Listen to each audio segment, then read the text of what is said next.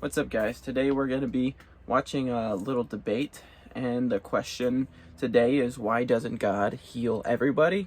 And we're going to hear what this guy has to say, and then we're going to hear the Christian talk about it with him. So let's get into it. It's a type of moral question, kind of part of it, but miracles and the power of prayer, things that most Christians believe are happening daily.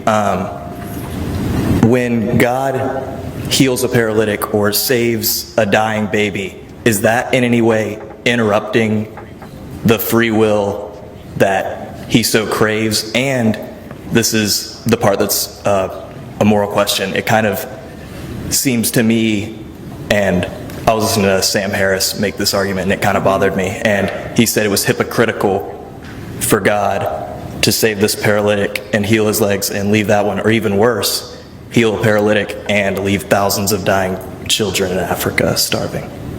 Is it, just understand this right, is it hypocritical for a nurse to help a dying patient or help a patient back to health if she can't help every patient back to health, or decides not to help every patient back to health? I don't think so, right? And as Rice was just saying, what is the purpose of life? The purpose of life is to know God and to make Him known. And some people come to know God through evil and suffering. In fact, let me ask a question in here. Those of you who do believe in God, how many people in here came to faith or got closer to God through pain and suffering? Can I see your hands, please?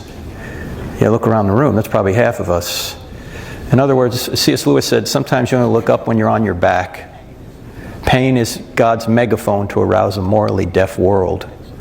And so that's why I said earlier that evil and pain and suffering can actually result in good ends. I know for me, if everything went my way, it wouldn't be pretty.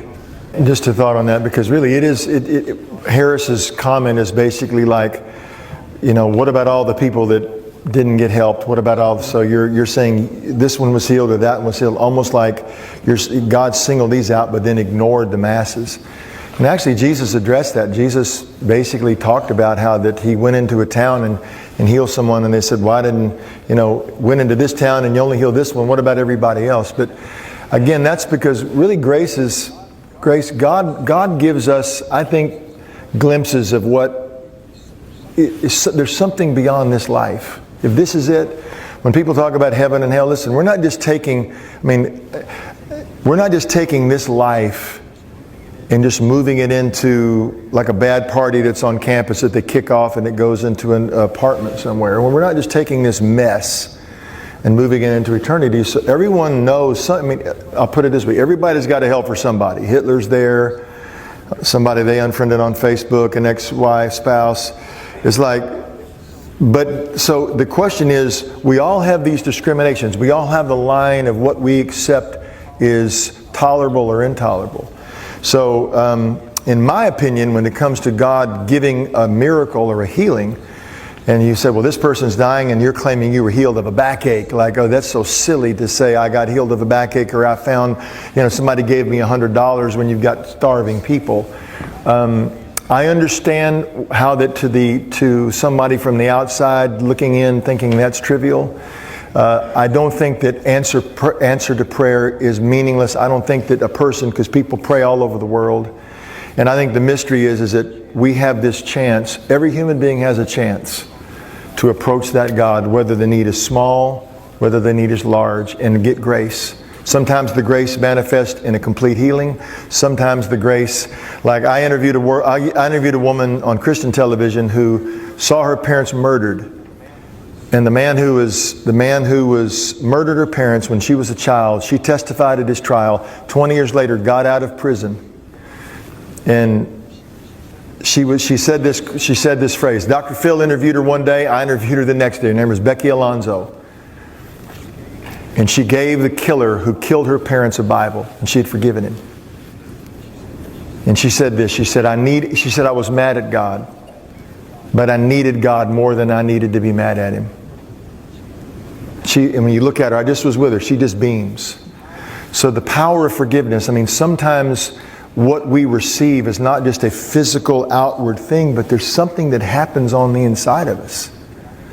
And I think that grace is available to all, whether we think we get what we want, or hey, had this problem and I got my immediate problem delivered. There's grace for all of us. So, Grass, let me say one other quick thing. For Sam Harris's view to be correct, materialistic atheism, first of all, he couldn't know it was correct, because if he's a molecular machine, why would he even know that's correct? But for the atheistic view to be correct, every miracle claim and every single spiritual experience in the history of the world has to be mistaken.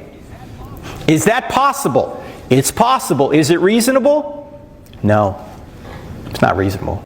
All right, so I really like the point where even as Christians, when we go through different struggles and different hard times, that can also help us to increase in faith and grow closer to God through it. And I personally definitely have grown closer to God through tribulation as well, and it just opened up more time to read His Word and to just grow in faith. So yeah, and ultimately as believers, as people in Christ, all this suffering that we go through in the flesh, it's all temporary, and one day we will ultimately be with God, and our suffering and all our pain and our hardships that we've ever gone through in the flesh, it won't exist in heaven. All that pain, all those tears that we shed, it's gone. We'll be at peace. We'll be we'll be full of joy and happiness. We'll be reconciled with our God through Christ, and it's gonna be awesome. So yeah, thanks for watching, and y'all have a blessed day.